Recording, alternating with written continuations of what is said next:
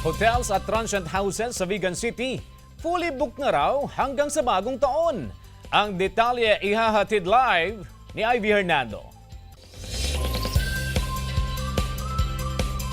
Ivy, good mornings.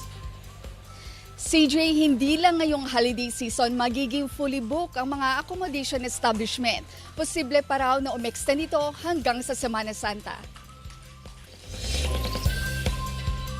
Ngayong holiday break sa mga eskwelahan at ilang trabaho ay ang pagdagsa naman ng mga turista sa Vigan City.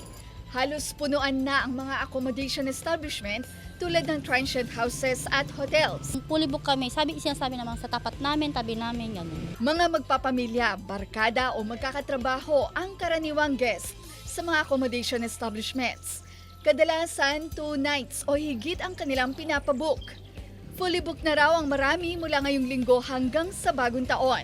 Aabot pa yan hanggang sa Longganisa Festival ng Vigan City sa 3rd week ng January at hanggang sa Kanawidan Festival. 2 weeks before the travel, dapat mag-book na. Tuwing peak season, malaking tulong na raw ang accommodation establishments sa labas ng Vigan City, nakabilang sa Metro Vigan.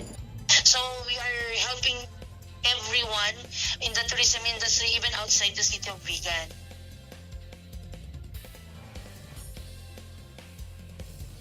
CJ, marami na kasing nagtayo ng accommodation establishment sa labas ng Vigan City, partikular na itong mga katabing bayan na may mga tourist spot din. Kapag napuno na o fully booked na ang Vigan City, dito na nakikipagtulungan ng city government sa provincial government para ma-accommodate din ang mga turista.